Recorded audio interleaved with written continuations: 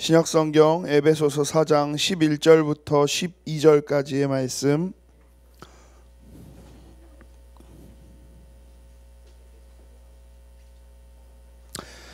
같이 한번 읽어볼게요. 11절부터 읽습니다.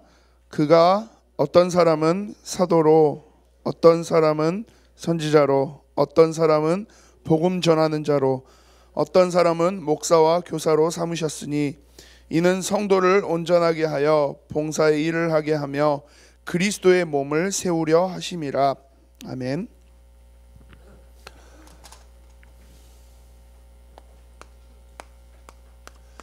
에베소서를 통해서 계속 우리 구원에 대한 말씀을 나누고 있어요.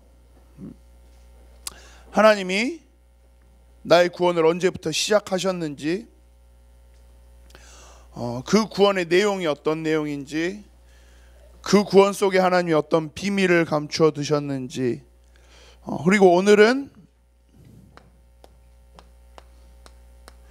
이유를 이야기해요. 쉽게 말해서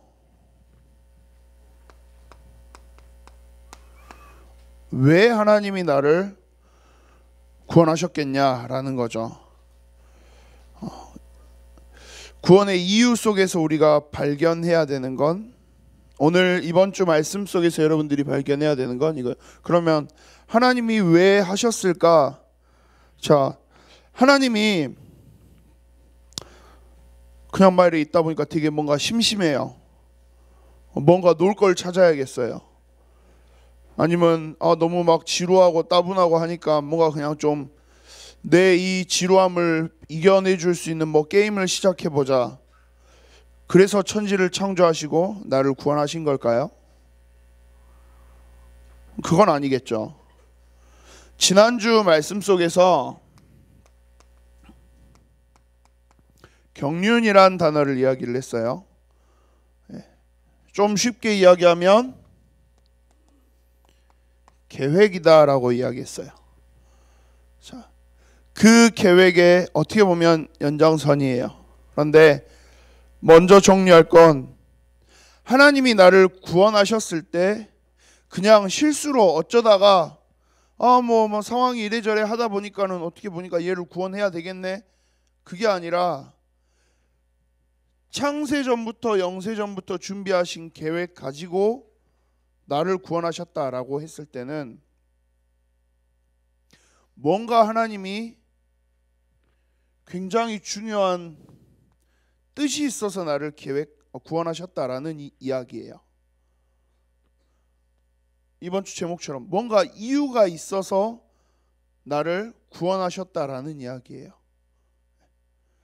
근데 그 이유를 우리는 잘 몰라요, 사실. 왜 구원하셨지? 근데 왜 어떻게 나를 하나님 자녀로 삼으셨지?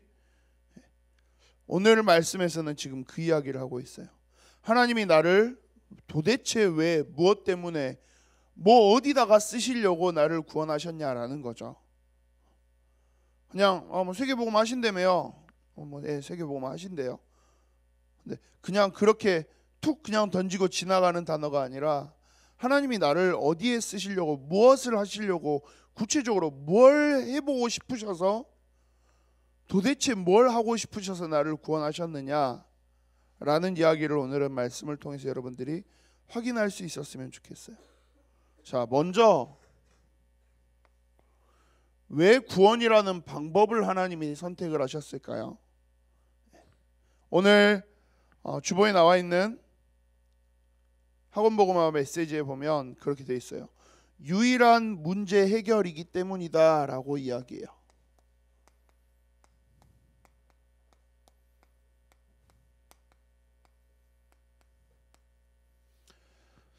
자, 우리가 창세기 3장에 하나님을 떠나게 된 그 원죄의 사건부터 시작해서 모든 사람이 문제라는 상황 앞에 빠졌어요.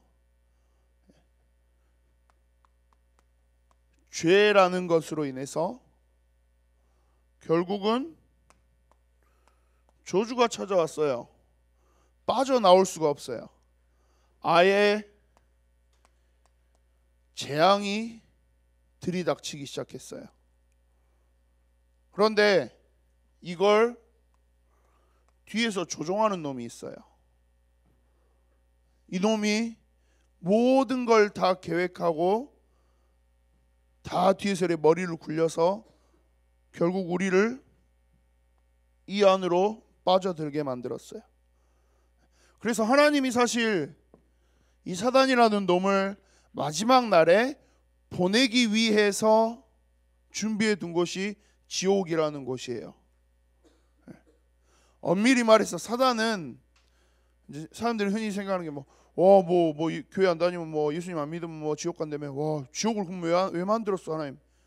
우리를 보내려고 하나님이 만드신 게 아니에요. 지옥은 누구를 마지막에 넣기 위해서, 이 사단을 넣어놓기 위해서 만든 것이 지옥이에요. 그런데 이 사단의 손에서 우리가 빠져나오지 못해요. 모든 사람이 죄로, 저주로, 재앙으로 고통받으면서 살다가 사단의 손에서 죽어서까지도 영원히 사단에게 소속된 죄로 가요.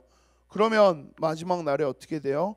사단이 지옥에 갈 때 모두가 다 같이 가야 되는 거예요. 결국 그래서 모든 사람이 죽으면 다 지옥 간다라고 이야기하는 거예요.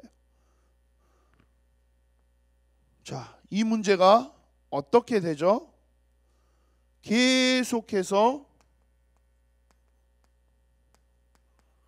대물림돼요. 계속 이어져요. 아빠에게 있었던 문제가 아들에게, 아들에게 있었던 문제가 손자에게 계속 이어져요. 흔히 사람들은 그 유전이라고 이야기하죠. 저희 집은 저희 집안 사람들만의 굉장히 좀 특별한 유전이 있어요. 얼굴 생긴 게 비슷한 것도 있는데 저도 좀 그렇긴 한데 저 털이 되게 많아요. 근데 저희 아버지도 털이 엄청 많으세요. 근데 제일 제가 소름 끼쳤던 건 제 아들이 태어났을 때 그 신생아실에서 아이 받아주시는 간호사분들이 순간 깜짝 놀라셨어요. 신생아인데 막 발목 위에 막 검은색 털이 나 있고 막 엉덩이에 털이 나 있고 막 왜 이래요? 막 이러시다가 나중에 제가 이제 막 저희 이제 와이프 막 이렇게 한다고 면도를 한 이틀 못 하고 있었으니까 제 얼굴을 딱 보시면 아빠 닮았구나 그러더라고요. 저희 집은 약간 다 그래요. 근데 또 하나가 있어요. 제가 좀 심한데 저 약간 이제 흔히 말하는 주걱턱이라고 그래요. 아래 턱이 조금 더 튀어나와 있어요. 부정교합이기도 한데 저희 집 사람들은 약간 이렇게 화가 나면 이렇게 턱이 이렇게 튀어나와요. 저희 아버지도 그러시는데 저도 그래요. 당연히 전 좀 심하고 저희 아들도 요즘에 보니까 좀 이렇게 화가 나면 이렇게 아래턱이 조금씩 이렇게 밀고 나와요. 그건 신기해요, 진짜. 더군다나 이제 저희 아들은 하나를 더 받았어요. 누구한테 받아요? 지 엄마한테도 받았어요. 저희 와이프가 막 이렇게 있다가 자기가 살짝 막 기분이 나쁘면 이쪽 입술이 이렇게 위로 싹 한쪽만 올라가요. 왜 저래 그랬는데 저희 아들이 놀랍게도 그걸 똑같이 이렇게 하고 있어요. 진짜 소름 끼쳐요. 보면서 저도 어이없고, 그러니까 저희는 둘이 이렇게 보고 있으면 저희 아들이 막 신경질 부릴 때 보고 있으면 어이없어요. 턱 튀어나오고 여기 이렇게 올라가요. 얘를 어떻게 해야 되지? 신기하죠. 유전, 그걸 유전이라 그래요. 근데 이 영적인 대물림은 그냥 엄마 닮았네, 아빠 닮았네, 그냥 그런 수준이 아니에요. 이건 유전학적으로 엄마 닮은 거를 좀 피해갈 수도 있어요. 반대로 아빠 닮은 걸 피해갈 수도 있어요. 저는 쌍꺼풀이 이래 있진 않은데 저희 아들은 쌍꺼풀이 없어요. 눈은 엄마를 닮았어요. 그 말은 아빠의 눈은 피해갔다는 말이에요. 그래 치면 대물림 되는 것이 있는 반면에 그걸 피할 수도 있는 건데, 이 영적인 대물림은 피할 수도 없어요. 피해지지도 않아요. 한 명도 비켜가지도 않아요. 모든 사람이 아담이 창세기 3장에 선악과를 먹고 하나님과의 언약이 깨진 순간부터 그냥 모든 사람이 단 한 명도 예외 없이 다 이 대물림 속에 있어요. 그래서 로마서 3장 23절에 그렇게 이야기하는 거예요. 모든 사람이 죄를 범하였음에 라고 이야기해요. 아니 저 아무것도 안 했는데 내가 무슨 죄를 지어요? 왜요? 결국 우리는 모두가 아담의 자손, 창세기 1장에 하나님이 창조하신 첫 인간 아담의 후손이에요. 그 아담이 하나님을 떠나는 죄를 지었고, 그 아담이 사단의 종노예로 타락해버리는 그 순간, 그 영적인 신분이, 그 영적인 영향력이 수천 년이 지난 지금까지도 계속 되물림되고 있는 거예요. 이 문제를 우리가 어떻게 하면 빠져나올 수 있어요? 돈이 있으면 됩니까? 아니요.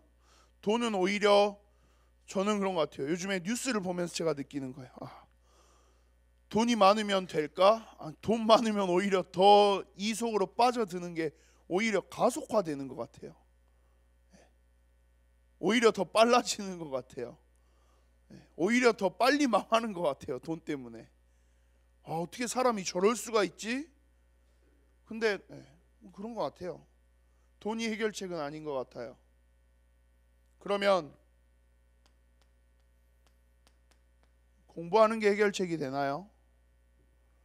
자, 이제 요즘 시험 기간이 이제 계속 되고 있죠. 다음 주 시험 기간이에요.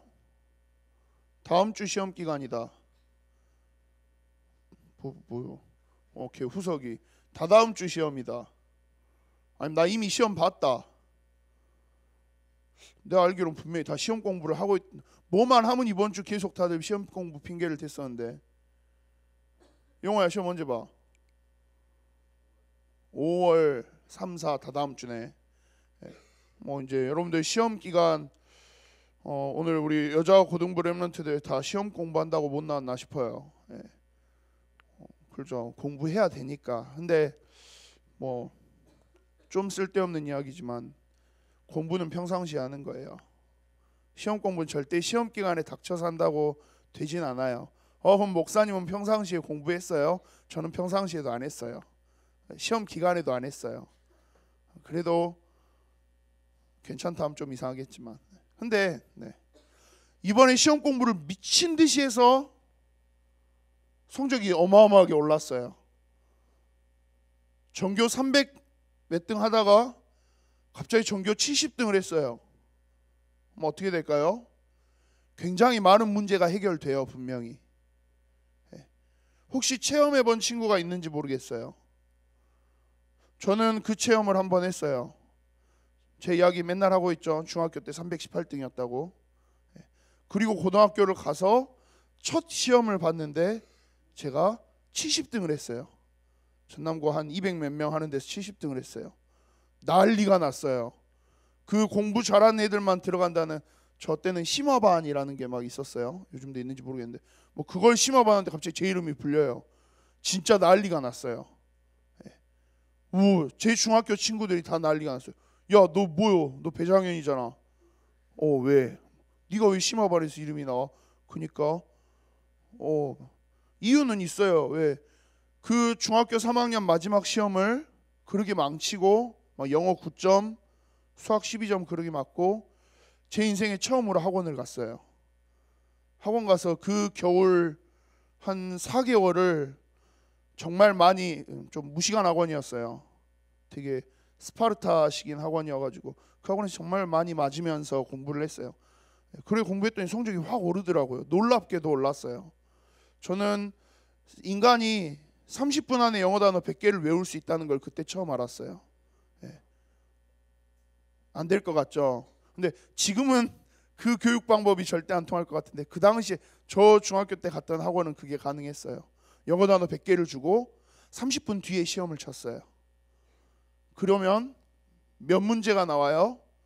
100문제가 나와요. 그냥 100개를 다 쓰래요. 자, 그럼 몇 개를 틀릴까요? 제가 처음에 몇 개를 틀렸을까요? 90개는 아니고 86개를 틀렸어요. 근데 선생님이 86대를 때리더라고요. 아니, 학교도 아니고 학원 선생님이. 정말 억울해서 집에 가서 저희 뭐 여기 막 멍들고 난리 났거든요. 저희 어머님한테 막 가서 이야기를 했더니 저희 어머님한테 8대를 더 맞았어요. 아버지한테 이야기하면 진짜 죽을 수도 있겠다 싶어서 그냥 정말 고민을 많이 했어요. 집에서 죽어야 되나? 학원 가서 죽어야 되나? 그럼 나는 어떻게 해야 되지? 집을 나갈 용기는 없었어요. 너무 무서웠거든요. 집 나갔다가 돌아오면 더 죽을 것 같아서. 근데 놀랍게도 일주일을 그렇게 맞고 나니까 30분 만에 영어 단어 100개가 외워져요. 생존의 본능으로. 좀 요즘 혹시 나 요즘에 그렇게 공부한다 하는 친구 있어요? 그런 학원을 다니면 아마 난리가 날 건데. 근데 그러게 하다 보니까 성적이 이만큼 올랐어요. 난리가 났어요. 정말 놀랐어요. 제 인생에 겹쳐있던 굉장히 많은 문제들이 해결이 됐어요. 어떤 문제가 해결돼요? 친구들이 맨날 무시했거든요. 300 그랬거든요. 맨날. 왜 300이에요? 전교 등수가 300이라고. 지들은 200이면서 100이나 뭐 한 50 되는 애들이 그러면 이해를 하겠는데 지들도 뭐 280, 290 왔다 갔다 하는 애들이 저보고 300 그래요. 근데 바뀌었어요. 심어반으로 바뀌었어요. 제 호칭이. 공부 좀 이제 한다 이거죠. 집에 갔더니 저희 엄마가 처음으로 용돈이라는 걸 주셨어요. 정말 저 그때까지 한 번도 저 용돈을 안 받고 살았었는데 저희 엄마가 용돈이라는 걸 주셨어요. 어떻게 해야 될지를 모르겠더라고요. 막 괜히 막 아침에 늦게 일어나도 옛날에는 막 엄청 막 소리 지르면서 깨우셨는데 막 아들 일어나야지 막 고생했지 막 되게 따뜻하게 깨워주세요. 저희 엄마가. 이것 좀 하니까 많은 문제가 해결이 되는구나. 근데 전교 1등을 한다 그래서 이게 이 문제를 해결할 수 있느냐? 이건 아니에요. 공부를 진짜 잘해서 이 문제가 해결이 되면 그렇다고 하면 서울대 가고 뭐 카이스트 가 있고 하는 사람들 그 사람들은 아무 문제 없어야 되잖아요. 박사학위가 몇 개가 있는 사람들도 이 문제 때문에 결국은 모두가 다 망해가요. 인류 역사상 가장 똑똑했다라고 위대했다라고 이야기하는 모든 사람들 다 이 속에서 똑같이 예외 없이 가요. 명예가 있었다, 인기가 있었다, 힘이 있었다, 뭐가 아무리 있다 한들 단 한 명도 여기서는 빠져나올 수가 없어요. 왜요? 이것들 가지고는 얘를 못 이겨요. 이것들 가지고는 이 죄 문제를 해결할 수가 없어요. 가장 중요한 문제가 뭔지를 모르니까 답도 낼 수가 없는 거예요. 제가 갑자기 이렇게 있는데 승우한테 승우야 너 내가 문제 하나 낼게 답 맞춰봐. 승우가 네 하겠죠. 그리고 자 답 맞춰봐. 문제가 뭔데요? 내가 지금 마음속으로 생각했어. 승우가 맞힐 수 있어요? 절대 못 맞추겠죠. 승우가 아무리 똑똑해도 그건 못 맞춰요. 왜요? 문제가 뭔지를 알려줘야, 문제가 뭔지를 알아야 최소한 답이라도 풀어보기라도 할 거예요. 그런데 대부분의 사람들이, 모든 사람들이 이 문제가 여기서 시작되었다라는 것 자체를 모르고 살아요. 그러니까 해답을 낼 수가 없는 거예요. 해답을 찾을 수가 없는 거예요. 이 문제를 해결할 수 없는 거예요. 이게 우리가 그렇게 많이 들어왔던 창세기 3장의 근본 문제예요. 이게 여러분들이 어렸을 때부터 참 많이 들어왔을 하나님 떠난 인간이 처한 원래 인간의 문제예요. 그런데 이 문제를 해결하기 위해서 완벽하게 이 문제를 해결할 수 있는 유일한 문제의 해결책 그리스도를 주셨다라는 거예요. 죄 문제, 저주, 재앙 모든 것들을 다 끝낼 수 있도록 대물림 되어지는 이 문제까지도 완전히 끝낼 수 있도록 십자가에서 대신해서 죽으셨어요. 죄 없으신 분께서.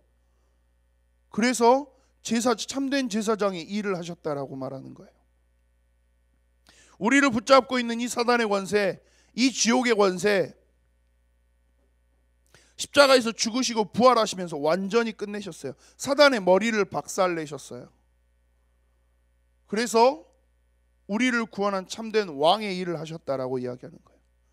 결국 이것 때문에 문제가 어디에 있는지도 모르니까 해답도 없이 해결도 못 받고 그렇게 살아가고 있던 우리 모든 사람을 하나님 앞으로 인도하는 구원의 길을 여셨어요.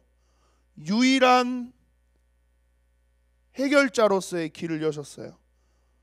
참 선지자. 예수 그리스도, 예수가 그리스도 되십니다 라는 말은 이 말이에요. 결국 이 예수 그리스도를 통해서 이루어지는 구원이 우리 인생에 있어서 있는, 우리가 살면서 부딪히는 모든 문제를 해결하는 유일한 방법이기 때문이라는 거예요. 그래서 구원이라는 방법을 일단은 쓰셨다라는 거예요. 자, 그러면 그 구원을 이루시고 나를 하나님 자녀 삼으시고 구원하셔서 하나님이 도대체 뭘 하고 싶으신 걸까요? 하나님의 목표가 있어요. 그 목표가 있으니까 결국 이 목표가 이유인 거죠. 하나님 뭐 하려고, 어디다 쓰시려고 나를 구원하신 거예요? 뭐 하시려고 나를 구원하신 거예요?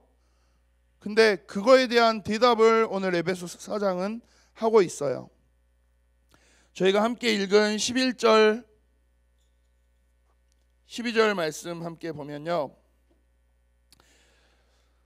그가 어떤 사람은 사도로, 어떤 사람은 선지자로, 어떤 사람은 복음 전하는 자로, 어떤 사람은 목사와 교사로 삼으셨으니 라고 이야기해요. 무슨 말이냐? 구원받은 우리를, 하나님 자녀된 우리를 또 우리 각자의 모습에 맞도록 하나님이 만들어 가시고 만들어 내시고 완성시켜 가신다라는 거예요. 뭐 하시려고요? 12절에 성도를 온전하게 하여 봉사의 일을 하게 하며 그리스도의 몸을 세우려 하심이라 이야기해요.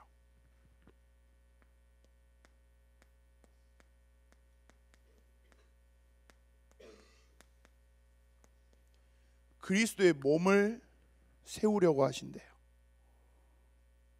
그리스도의 몸, 이게 무슨 말이죠? 예수님이, 예수 그리스도께서 몸이 없어요. 그러면 이 단어만 놓고 생각하면 그러잖아요. 그리스도의 몸을 세우려 한다. 그 말은 예수님이 머리만 이렇게 달랑달랑 있어요. 그런 어떤 해부학적인 로봇 조립하는 그 그림이 아니고요. 굉장히 큰 그림으로서 생각했을 때 예수 그리스도께서, 이게 적절한 예가 맞는지는 모르겠어요. 근데 이번 주 계속 고민을 했는데 그래도 이게 제일 낫다 싶어요. 여러분들은 안 그러지만 어렸을 때 보통 보면 그 로봇 막 이렇게 5마리 막 이렇게 변신하고 막 합체시키고 막 그런 거 가지고 논 적 있으시죠? 남자 렘넌트들 특히. 네. 이번에 저 완도 남악 가서 보니까는 요즘에는 그 어린 렘넌트들 가지고 노는 로봇가 거의 자동으로 합체가 되더라고요. 본 적 있어요 혹시? 없죠. 깜짝, 저 진짜 완전 놀랐어요. 진짜 이래 툭 치니까 갑자기 따다다다닥 해서 이렇게 변신해요. 그래갖고 진짜 깜짝 놀랐어요. 네. 되게 멋있게 이제 딱딱 막 하나는 머리가 되고 하나는 몸이 되고 막 팔 다리 막 이래서 보통 막 합체시키고 그렇게 해요. 자, 예수 그리스도께서 구원받은 하나님의 사람 모두를 데리고 무엇을 이루시냐? 그리스도의 몸을 통해서 교회를 이루신대요. 자, 그 교회를 이루시는데 교회의 머리 역할을 누가 하시느냐? 이 예수 그리스도께서 하신다라는 거예요. 그리고 우리를 통해서, 구원받은 하나님의 사람, 우리 모든 하나님의 자녀들을 통해서 무엇을 이루신다는 말이에요? 저 그림 진짜 못 그려요. 웃지 마요. 몸을 이루시겠다라는 거예요. 예수님이, 웃지 말라고. 예수님이 머리가 되시고, 머리가 되셔서 모든 것들을 다 이뤄 가시는데, 그 일을 하는 데 있어서 우리가 뇌에서 이렇게 손에 이렇게 하면 손 움직이면 하는 것처럼 예수님이 계획하시고 생각하시고 목표하신 그 모든 일을 이루는데 누구를 사용하시겠다라는 거예요? 하나님의 자녀들을 몸으로 사용하신다라는 거예요. 그 중에 누구를요? 나를 하나님이 사용하시겠다라는 거예요. 우리를 어떻게 보면 예일교회라는 이름으로 이 자리에 우리를 모으게 하신 이유가 뭐예요? 교회라는 이름으로 전 세계에 있는 모든 하나님의 사람들을 모으시는 이유가 뭐예요? 그걸 통해서, 교회라는 그림을 통해서 예수 그리스도가 머리 되시고 우리를 그 몸 되도록 하셔서 무언가를 이루시려고 하신다라는 거예요. 자, 오늘 에베소서 4장에서 함께 하고 싶은 이야기는 그거예요. 하나님이 그냥 구원하신 거 아니야. 그냥 구원하셔서 나 하나님 자녀 됐으니까, 영접했으니까 이제 지옥 안 가고 나는 천국 가네요. 땡, 됐네. 오예, 좋네. 하나님 그 수준 때문에, 그렇게 수준에 머물러 있으라고 우리를 구원하신 게 아니라는 거예요. 우리를 통해서 굉장히 멋있고 거대한 교회라는, 예수 그리스도를 머리로 하는 교회라는 굉장히 어마어마하고 강력하고 힘있는 무언가의 공동체를 만들어내시겠다라는 거예요. 장난 아니게 멋있는 변신 합체 로봇을 만들어내시겠다라는 거예요.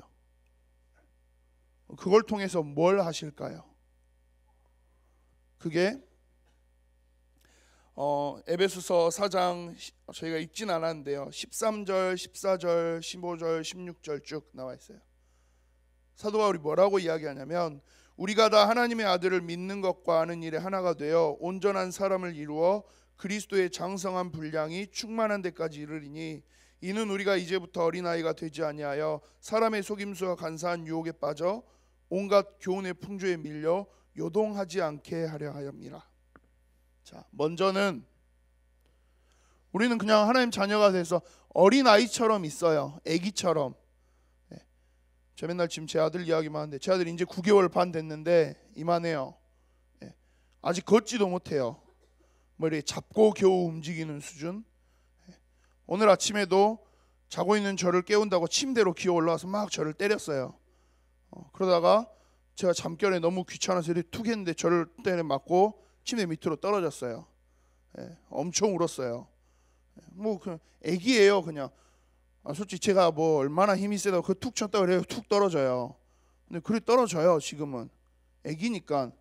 얘를 어떻게 해야 돼요? 빨리 키워야 돼요.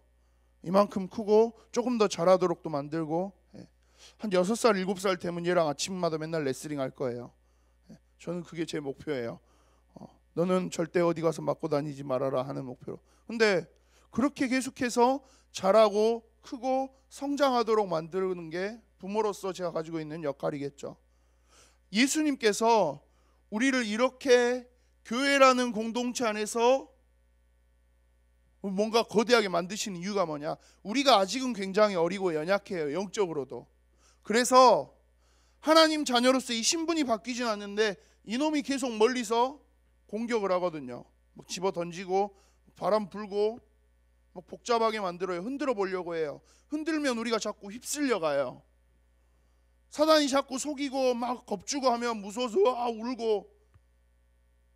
그래서 그 자리에까지 올라갈 수 있도록 예수님께서 우리를 성장시켜 나가시겠다라는 거예요, 이 교회 안에서.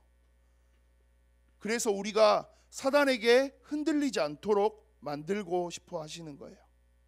세상에서 막 이야기하는 말들에 흔들리지 않도록 하고 싶어 하시는 거예요. 나를 성장시키려고 하세요. 교회를 통해서 예수 그리스도께서 머리 되시고 우리를 그리스도의 몸 삼으셔서 하나님이 이루고자 하신 것, 어린아이와 같은 나를 성장하도록 하는 것. 그래서 더 이상 사단이 막 괴롭히고 속이고 옆에서 난리치는 거에 흔들리지 않도록, 요동하지 않게 하려 함이라. 그 말은 흔들리지 않도록 하겠다라는 거예요. 더 이상 사단에게 당하도록 놔두지 않겠다라는 거예요. 그리고 그 속에서 오직 사랑 안에서 참된 것을 하여 범사에 그에게까지 자랄지라. 그는 머리니 곧 그리스도라. 그에게서 온 몸이 각 마디를 통하여 도움을 받음으로 연결되고 결합되어 각 지체의 분량대로 역사하여 그 몸을 자라게 하며 사랑 안에서 스스로 세우느니라. 이 그리스도께서 그리스도의 사랑으로 우리 모든 하나님의 사람들을 연결하고, 우리 몸에 신경세포가 있고 혈관이 있어서 피가 흐르고 근육이 연결돼서 그렇게 우리 몸이 움직여지는 것처럼, 그리스도께서 예수 그리스도의 사랑으로 우리 모든 하나님의 사람들을 연결시키겠다라는 거예요. 그리고 교회라는 거대한 몸을 이루게 하셔서 그렇게 해서 우리를 성장시켜서 무엇 하시겠다라는 거예요?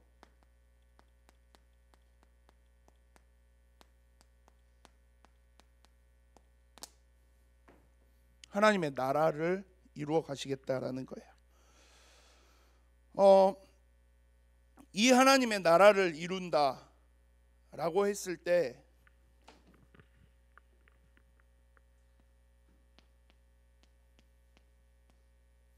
사실 이건 전쟁이에요.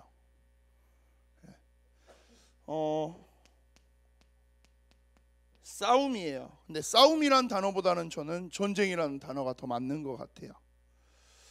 요즘 뭐 여러분들 뉴스 같은 걸 보는지는 모르겠어요. 막 보면 한동안 되게 시끌시끌했던 막 IS 막 그런 애들이 있었죠.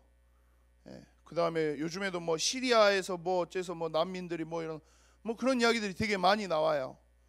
그 뉴스들을 이래 보고 있다 보면 그냥 뭐 뉴스 되게 그냥 감흥 없이 보는 친구들도 있을 수 있겠지만, 그 뉴스의 내용들을 생각해 보면 사실 굉장히 끔찍한 이야기들이에요.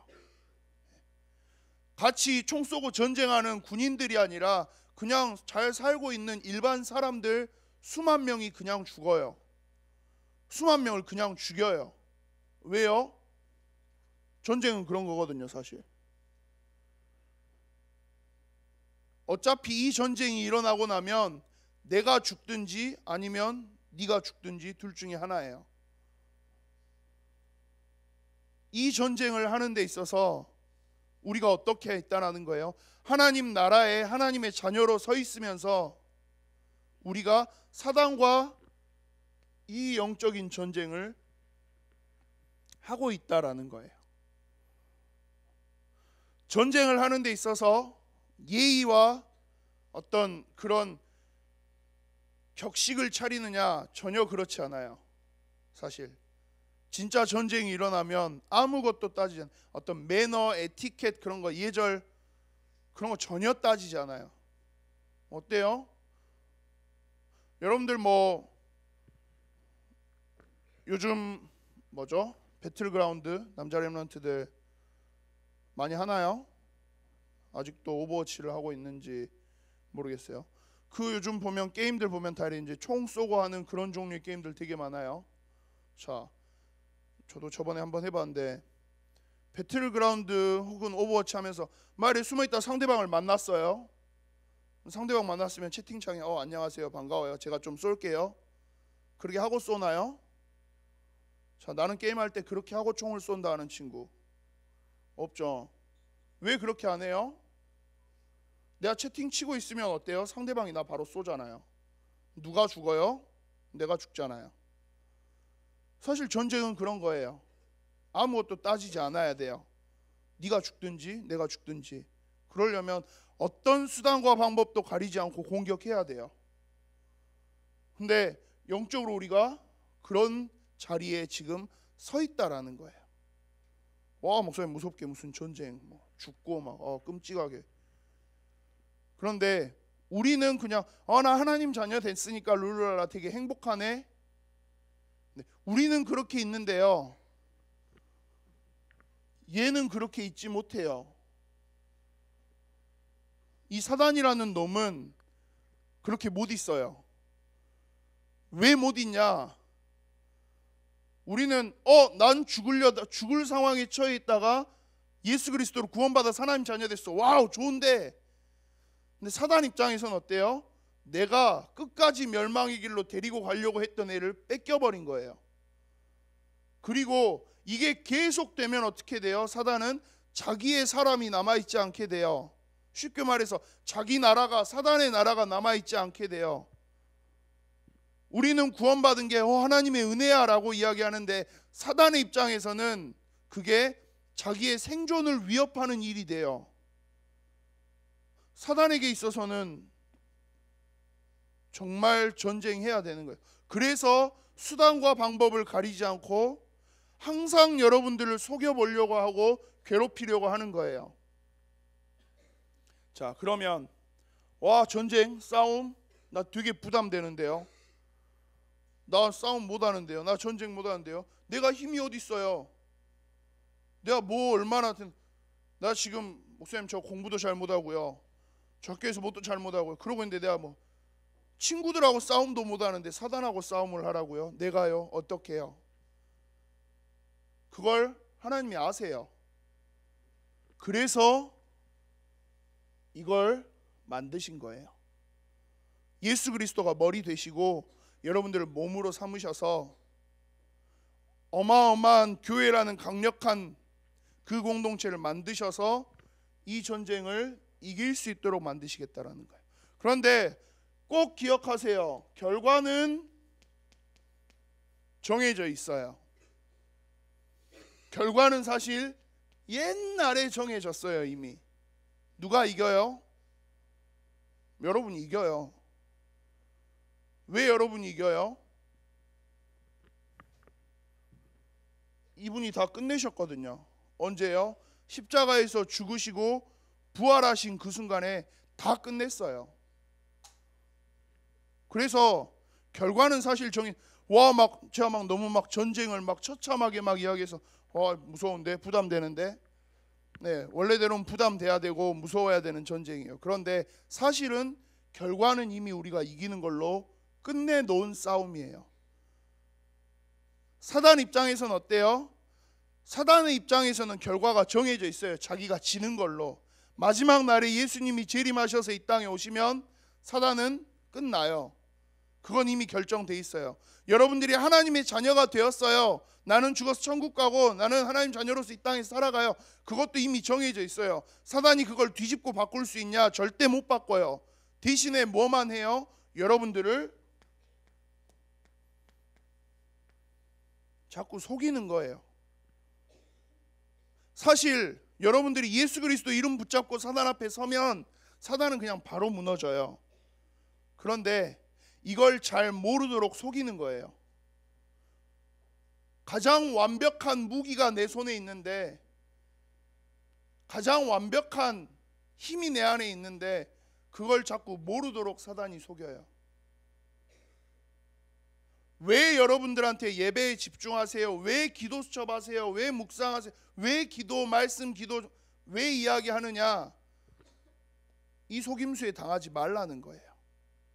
나를 하나님이 어떤 사람으로 불렀는데, 나를 통해서 하나님이 이 그리스도가 머리 되셔서 교회의 그림을 세우시고 그 안에서 나를 통해서 사단의 나라를 하나씩 무너뜨려 가면서 하나님의 나라를 임하도록 하실 건데, 사단은 이걸 속인다라는 거예요. 지가 이미 졌으면서, 주님이 끝났는데 억울하니까 이대로 당할 수 없다라는 걸로 최후의 발악하듯이 여러분들을 속이고 있어요. 자, 이 두 개만 기억하세요. 결과는 정해졌어요. 결과는 이미 옛날에 나왔어요. 그러니까 속지만 마세요. 속지 않기 위해서 예배 속에서 하나님이 나에게 주신 이 놀라운 힘을 계속 찾아가시기만 하면 돼요. 그 속에서 여러분들 계속 말씀으로 여러분들이 성장해 나가시기만 하면 돼요. 흔들리지 않도록. 그게 하나님이 여러분들을 구원하신 이유예요. 자, 너를 통해서, 너 그냥 구원하고 꺼내주고 살려주고 끝이 아니라 너를 통해서 그리스도의 몸을 이루고 결국 사단의 나라를 무너뜨리는 하나님의 나라, 이미 다 결과는 끝나 있는, 승리로 끝나 있는 그 영적인 전쟁에 가장 멋있는 주역으로 내가 너를 쓰고 싶은 거야 라고 이야기하시는 거예요. 이게 하나님이 나를 구원하신 이유예요. 한 주간 이 구원의 이유 여러분들이 기억하시면서 사단에게 속지 않는 그런 우리 예일교회 중고등부 렘넌트 여러분들이 되기를 소망합니다. 기도하겠습니다. 살아계신 하나님, 나를 구원하시고 하나님의 자녀로 삼으시고 해결할 수 없던 우리 인생의 문제를 그리스도를 통해서 완벽하게 해결하심을 감사드립니다. 또한 그 속에서 그리스도가 머리 되시며 가장 완벽한 공동체인 교회를 이루어 나갈 수 있도록 나를 부르심을 감사합니다. 그를 통해서 사단의 나라를 무너뜨리고 하나님의 나라가 임하도록 승리하는 전쟁의 주역으로 나를 불러주시니 너무나 감사를 드립니다.